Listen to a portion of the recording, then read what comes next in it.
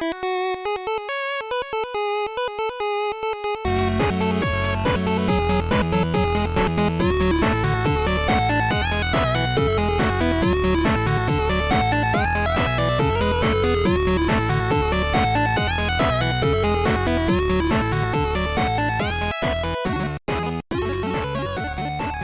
everybody, welcome to another episode of Classic Gaming Brothers. I'm Zach. And I'm Seth. We are the Classic Gaming Brothers. That's right. We are the Classic Gaming Brothers. We are. That's right. That's right. So Seth, how are you doing today?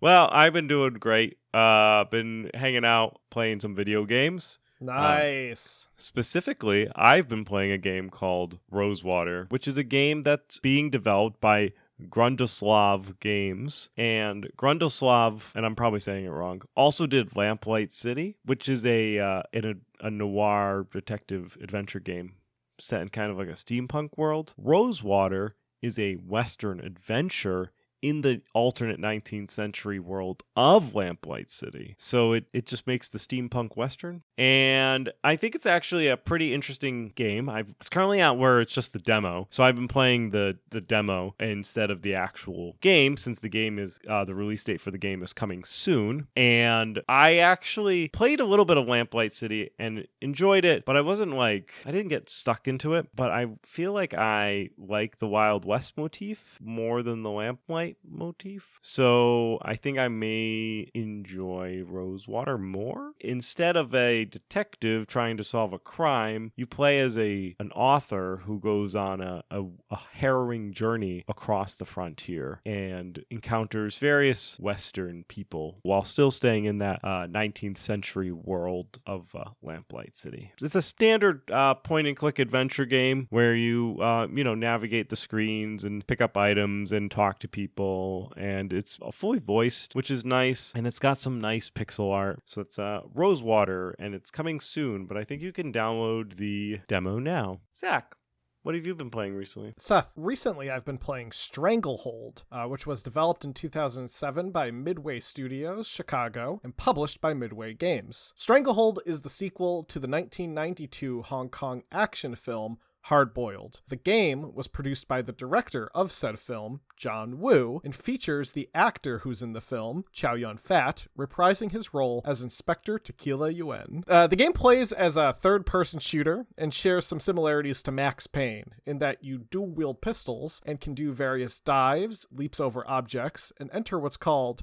Tequila Time, where you slow down the world around you to better shoot your enemies and dodge bullets. I'm a huge fan of John Woo's films, and I specifically very much love his movie Hard Boiled and his movie The Killer. Both are films that star Chow Yun-fat. Hard Boiled in particular is one of my favorite movies, and this game is a real treat to play because it's exactly like playing Hard Boiled, right down to the incredibly corny plot. Inspector Tequila is a cop, and in the game, one of the first missions you go on is this guy has kidnapped another cop, and your captain is like, Tequila, you can't go into this mission alone. If you go into this mission alone, you'll be reckless. And Tequila's like, I'm not going in alone. I've got my friends. And he pulls out his 2 dual pistols. And Tequila is stylized as a cop who doesn't play by the rules, and his chief just kind of puts up with him. Kind of like Detective Stabler from Law & Order. Yeah, except if Detective Stabler was like unhinged and dual-wielded pistols everywhere. I mean, he's 100% unhinged. That's true. It's a really fun game. I recommend you play it if you like action movies, or if you just like John Woo films, or if you just want to play a really fun shooter from the 2000s.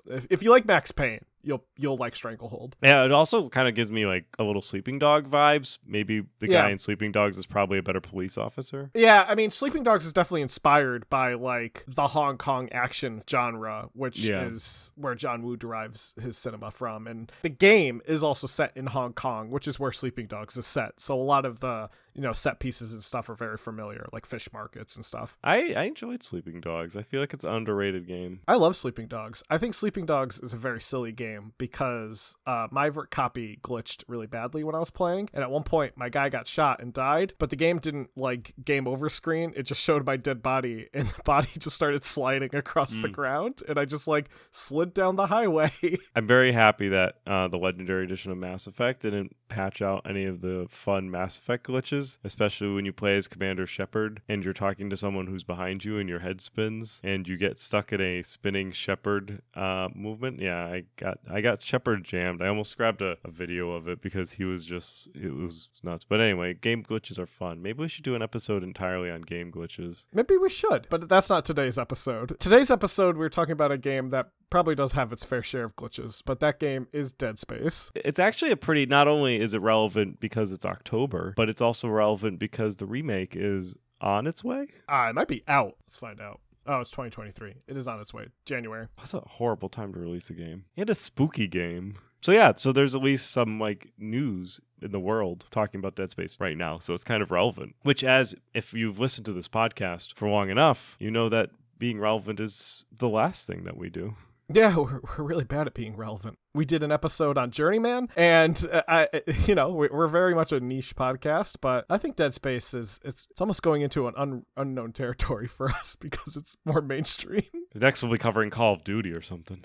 I mean, the first game is kind of retro now almost. I love the original Call of Duty. The original is great. Now, in terms of memories of Dead Space, I personally played a bit of Dead Space when I was over at a friend's house. They had it for either the PS3 or Xbox 360. I do not remember which. I remember playing it though and thinking it was a very spooky game and enjoying it. And I do have a copy on my PC. I think I got it for free from Origin. But also at that point, or around that point, I was the president of my high school's anime club because I am the coolest person that I know. And some kid in our anime club was like, let's watch the Dead Space anime. And he said this like every single time we met.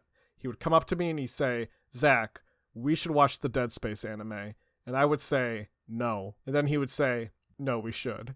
And I would say, no.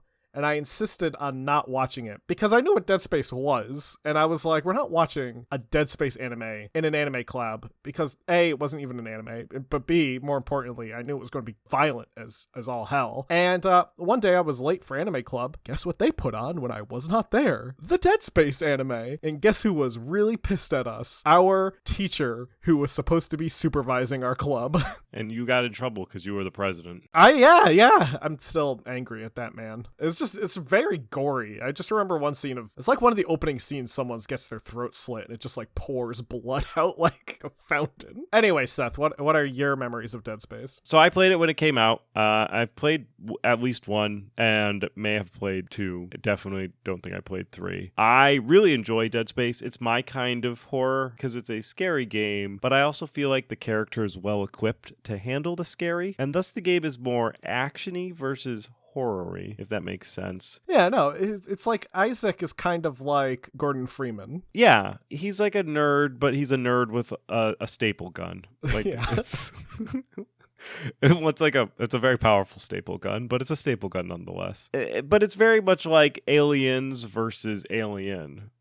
Alien is a horror movie and is scary. Aliens is an action horror movie with blasting and explosions and is less scary because it's mostly just Marines dying. It's right up my alley. So thus I really like Dead Space. I do like, I remember two things from the game that really stick out to me. One was the life bar was your spine, and your spine glowed blue, and as you got injured, it would deplete. And I thought that was kind of cool way of representing, because the game is a third person over the camera view, and so it shows your life bar as part of the character model, which I thought was a unique way of showing your life. Versus having it in like a HUD while you're doing third person. And I believe your ammo count was on your actual gun in third person, like small numbers on it, if I recall correctly. I also remember that you could change. So the primary weapon that you use is like this nail gun. It's like this weird nail staple gun, but it's like a futuristic nail gun. And you could change it from being a vertical shooting to a horizontal shooting. And I thought that being able to change the direction, which like how you do your spread, was kind of a unique way to make the same weapon different. So I always thought that was kind of a cool aspect of Dead Space. And I overall thought it was a really cool game. It was really pretty when it came out in regards to graphics, and was pretty AAA, as it were. Now, Dead Space was originally created by EA Redwood Shores, who would eventually rebrand themselves to be known by the name of Visceral Studios. Now, EA Redwood was originally started when EA moved their headquarters from San Mateo to Redwood Shores, and they were like, what should we call ourselves? I know. EA Redwood Shores. Redwood Shores is a town in California, as is San Mateo. So they were like moving, I'm going to say down the street, but it could be very far away because California is a very large state compared to the state that I live in. In fact, I believe it is the opposite size of state. I'm curious. Redwood Shores to San Mateo. Oh no, it's a 13-minute drive. Oh yeah, so it is down the street. And they did this move in 1998. And during this period, they created a game studio named it EA Redwood, but they operated it as EA Games. EA Redwood worked primarily on a number of projects that many people may be familiar with prior to them taking over the development of Dead Space. This include the EA Redwood studios working on Future Cop LAPD in 1998, 007 Agent Under Fire in 2001, The Return of the King in 2003, Everything or Nothing in 2004. They did The Godfather in 2006, which was a respectable Mafia game. It was not as good as Mafia 1, but was, I would say, better than Mafia 3, and probably a little bit on par with Mafia 2, maybe a little worse. And they worked on the console version of The Sims 2 Pets and various sports titles, mainly those that were branded with Tiger Woods, such as PGA Tour 2002, 2003, and 2004. They were really all over the place when it came to developing games. They kind of just did what EA wanted them to do and just kind of did what needed to be done. And in 2000s, they started working on developing another sequel to System Shock. However, EA was not particularly interested in developing any original intellectual property titles. EA Redwood's Vice President Glenn Schofield attempted to convince the EA higher-ups to let them work on the sequel to System Shock, and eventually he was able to convince them to allow development to begin in full. However, Resident Evil 4 came out in 2005, and we actually did an episode on Resident Evil 4 not too many episodes ago. It might have been more appropriate to do it in around this time, but we decided to do it earlier. No, we were doing it because we had a fan request. Well, he did also request it like a year before. Anyway, when Resident Evil 4 came out in 2005, it really made the world of survival horror kind of a popular title. And EA looked over and saw, wow, that game is selling really, really well. Do we have anything that we could kind of make into a survival horror game? Because those games are selling. And according to the designers Wright Bagwell and Ben Wanna, they scrapped the idea for the new System Shock and began working on an original title called Dead Space because they were going to make a spooky System Shock thing. Part of Dead Space's development was Glenn Schofield wanting to develop a terrifying horror game along the same vein as Silent Hill or the Resident Evil series because the higher-ups told him that would sell.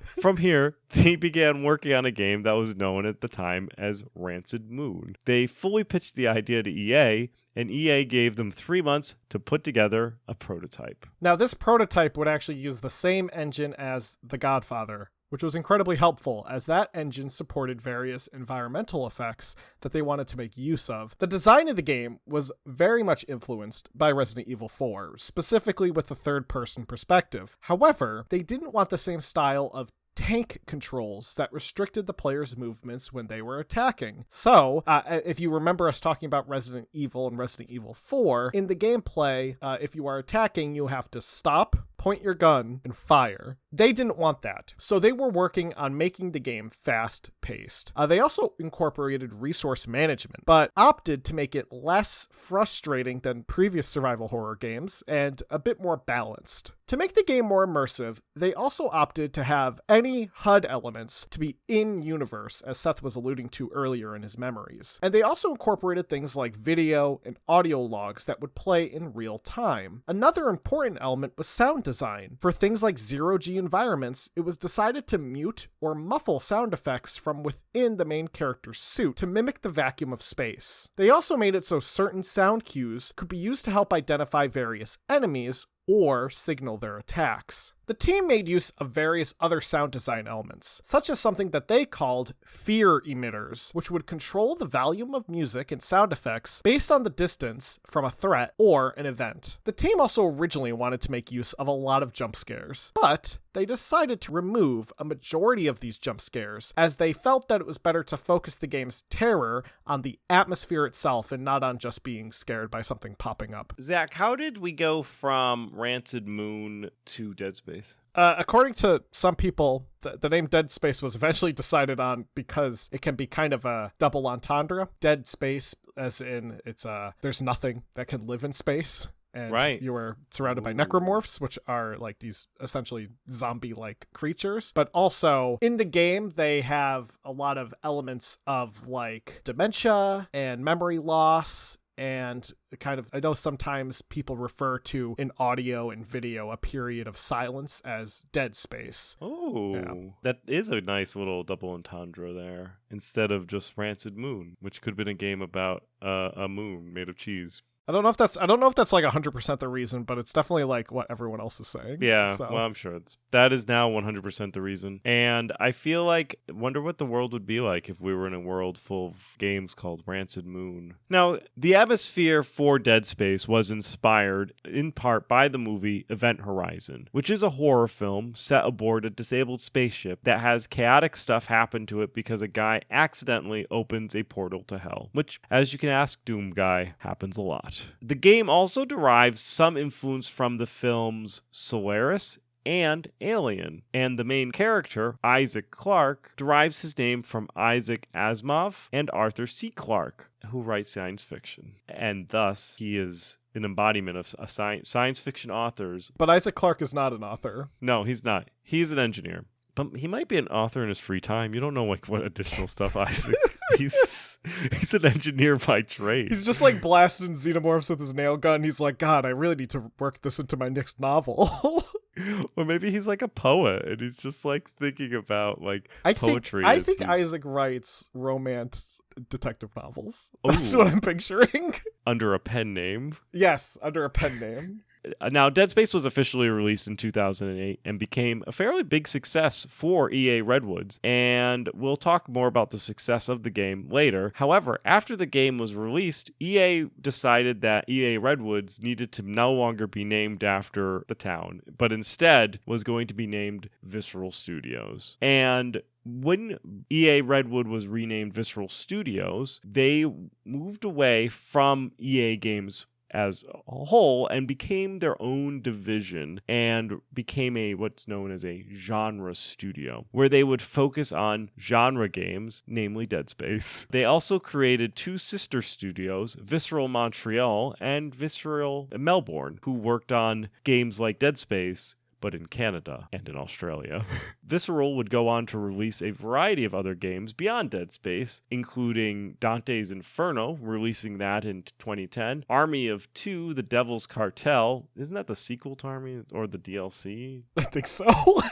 They didn't do Army of Two, they just did The Devil's Cartel, which I believe is the DLC to the Army of Two, which was released in 2013, and Battlefield Hardline, releasing in 2015. I think I really liked Battlefield Hardline. I think that was like one of the last Battlefield single-player games. And they were supposed to be developing a Star Wars project under the name Project Ragtag, but in 2017, EA decided to closed the doors on Visceral Studios, and which was a little bit done because EA decided to move away from publishing single-player games and focus more on multiplayer games with microtransaction and loot box mechanics because gambling is good for children. Also because Dead Space 3 sold and was received very poorly, so EA might have been like, I think we're done with the genre games. So it might have been Dead Space that made Visceral Games no longer around. It put the name on the map, and then it wiped them off the map just the same. Now, Dead Space, for those who haven't figured it out yet, takes place in space. You play as Isaac Clarke, who is an engineer who is looking to find out... Author.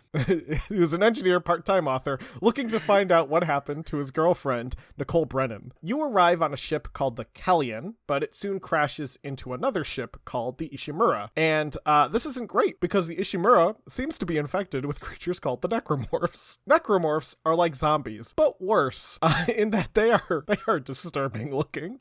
They have they have like spider arms. They're like twisted. They fast. walk creepy. So you need to use your engineering powers to kill them, which means you have a weapon that's used for cutting metal and you use it to cut. Oh, that's right. It's a metal cutting gun. It's not actually a staple gun. I thought it was. I think you do get like a nail gun, but oh yeah, you only get engineering weapons, engineering tools. But your first weapon is it like cuts in lines and it's designed for cutting metal, and you use it to like sever necromorphs in half, which is very visceral. Very visceral, but you know what? That's some good engineering skills. During the game, you learn that the Ishimura was illegally mining the planet of Aegis 7, and they were looking for something called the Red Marker, which is connected to the Church of Unitology, which may or may not be inspired by the Church of Scientology. But you didn't hear us say that, lawyers at the Church of Scientology. Please do not cease and desist us. The game plays from a third-person perspective, where action is primarily controlled by moving Isaac around and walking him through the Ishimura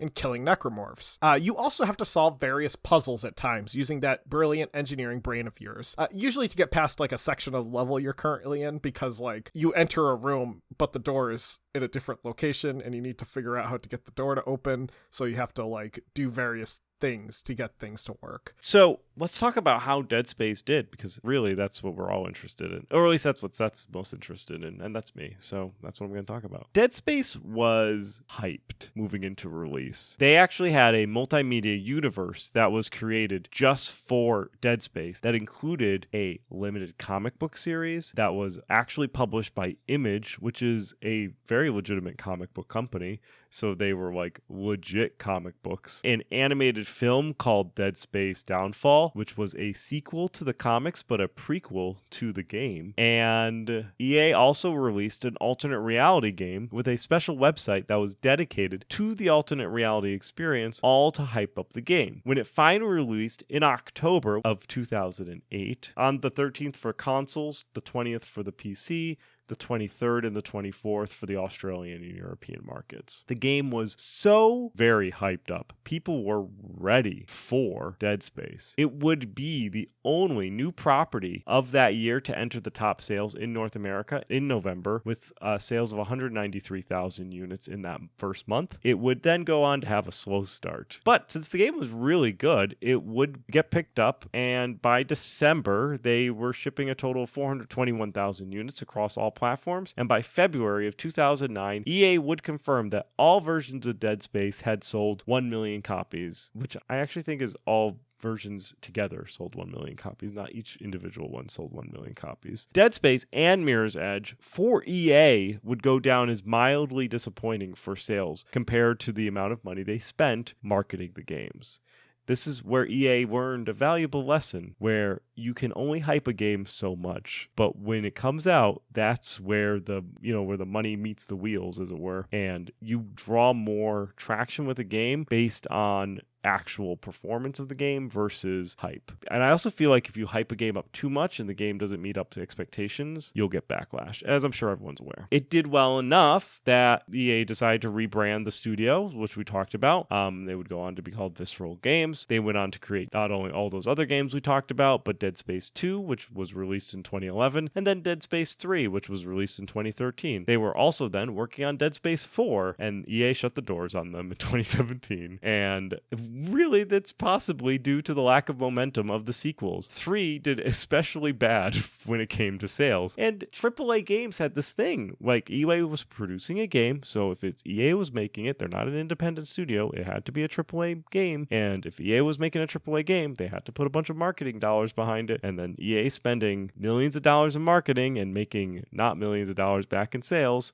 they're going to close the studios. But don't worry, folks. Isaac Clarke, unlike Gage Blackwood from Journeyman, hasn't been forgotten about and is on his way back. Slowly, but surely, Isaac Clarke will kill Necromorphs again. EA is remaking Dead Space with Motive Studios behind it instead of Visceral Games, and they are planning to release it in 2023. However, it's not going to be in October of 2023. It'll be in January of 2023. Motive, if you're wondering what other games they did Battlefront 2 and Star Wars Squadrons. Oh, one of those was very good, and one of those had a lot of controversy behind it. They also have announced that there are no plans on introducing microtransactions into Dead Space. So if EA sticks to their promises, which none of us will believe they will, then it may be a pretty good game. Could be fun. I think we hate on EA a lot. We do, but for, valid reasons.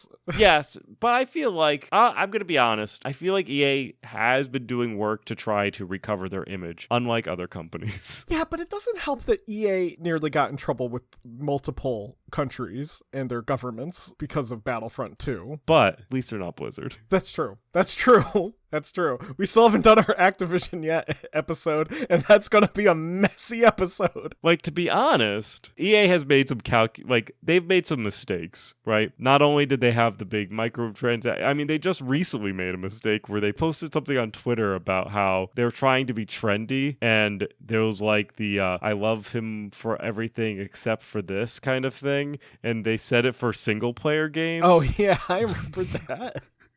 And they were like, EA is not the brightest company in the world. However, I think that they are learning from the market, and I think they are trying to make games without because Jedi Fallen Order is a solid game. There's nothing wrong with that game. So I think if they continue to stay true and not to try to introduce gambling at every aspect of their game and sell games for a reasonable price that doesn't include spending $1,400 to become Darth Vader, then maybe Dead Space, the remake of Dead Space 2, or the remake of Dead Space, I guess remake of just original Dead Space, may actually be a pretty good game. If you told me that I could spend money to become Darth Vader in Dead Space, I might spend money to become Darth Vader in Dead Space. No, don't listen to that, because they might sell listen some to me. Cosmetics. All right, that is our Dead Space episode. It was a lot of fun. It was a lot of fun. We're going to get into our retro rewind. I'm going to go first, Seth. So last week, Seth had me play The Jungle Book for the Sega Genesis. The Jungle Book came out in 1994, and it is based on the 1967 film of the same name, which in turn is based on the 1894 book of the same name. In the game, you play as Mowgli, who is a young boy that gets raised by animals in the jungle. The game is a side-scroller, though it has both vertical and horizontal scrolling elements. You have to climb up various tall vines and climb trees in order to collect various fruits and treasures. At some point, you are then tasked with getting to a specific goal. Like in the first level, you have to find Bagheera, who is a panther who is sleeping. It's a pretty fun game. It was developed by Eurocom, who also worked on other Disney licensed products. They created Disney's Hercules, which came out for the PS1, and Disney's Tarzan, which also came out for the PS1 and I think the N64. And both of those games are very good. The Jungle Book is also pretty fun, but honestly, I prefer Aladdin. Did Eurocom also do Aladdin? No, Virgin did Aladdin for the Sega Genesis, and Capcom did Aladdin for the Super Nintendo. But the Sega Genesis version is the superior version. It's empirically superior. We're not saying it's superior because we're Genesis kids. No, we're not. The game is empirically superior. It is legitimately the better game. But I love the Aladdin game, and Jungle Book actually reminds me a lot about the Aladdin game to the point where I thought they were developed by the same people until I looked it up. But the UI is very similar, and even the music. There's only so much you can do with Sega Genesis, right? But the way they did do the music, it kind of reminded me of how Aladdin kind of reimagined the classic songs for the Genesis's hardware. Anyway, overall, I think think Jungle Book holds up. I think most Disney games tend to hold up, at least some of the older ones. I think they tend to all be pretty fun games. Next week, Seth, I want you to play a game, and I want you to play a game called Splatterhouse Wampaku Graffiti, which originally came out for the Famicom. Is there gore in it? No. So Splatterhouse Wampaku Graffiti is Splatterhouse, but chibi. Oh, all right. I'll check it out. Well, I'm required to legally. Zach had me play Air Traffic Controller, which was originally released in 1985. I forgot. It was developed and published. I did not forget that I had to play this. It was developed and published by Cascoli Software and released for a number of systems, including DOS, which is what I played it on. It is an ASCII, or ASCII, text-based game where you play as an air traffic controller. As with most DOS-based ASCII text-based games, you have to use weird keyboard commands to get anything to actually work, including your function key. I complained about this when I talked about gold box D&D games. Same thing applies to this game. It's just games that came out during this time. They just really liked using every key on the keyboard, and it was before we had standardization of keys, which is annoying. And actually, one of the things that is the hardest thing for me going back to play old games is I just don't have the time to read a manual on how to play a game. I'm really spoiled by modern-ish games that have included tutorials or are standard, so you don't need a tutorial and you can just start playing. This game does not have that. It does have a tutorial. Well, it has like a splash screen that tells you what you need to do. I had difficult time figuring out what I was actually doing and where the airplane was and what was the actual airplane, how many airplanes were on the screen, where was it going, where it needed to go, how to make it go in that direction, how to land, how to take it off. Pretty much, I just had a difficult time, period.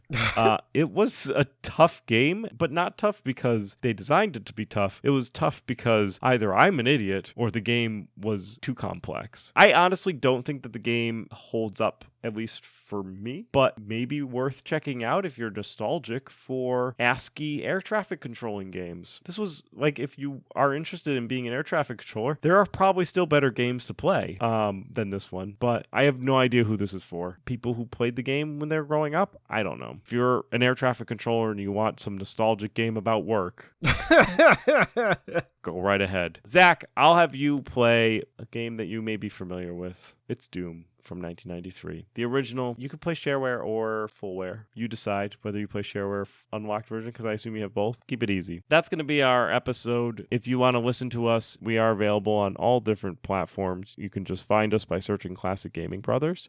You can also talk to us and communicate with us by either sending us an email to classicgamingbrothers@gmail.com. You can also follow us on social medias. We are on Twitch, Facebook, and Instagram, which are all at Classic Gaming Brothers. We're on Twitter at CG Brothers Pod. This is coming up into November, which is going to be, November is the month of Extra Life. Zach and I will be doing a 24-hour Extra Life-a-thon on November 11th. So on the 11th of November, Zach and I will be playing video games, and don't worry, you won't be able to miss it because we'll be doing it for 24 hours. So you can check us out at the beginning or the end of the stream, where we will be in various state of exhaustion and also probably cranky because we'll have to work at some point in time. Anyway, am I missing anything? Don't play games like my brother. And don't play games like my brother. I've been Zach. And I've been Seth. And we have been the Classic Gaming Brothers.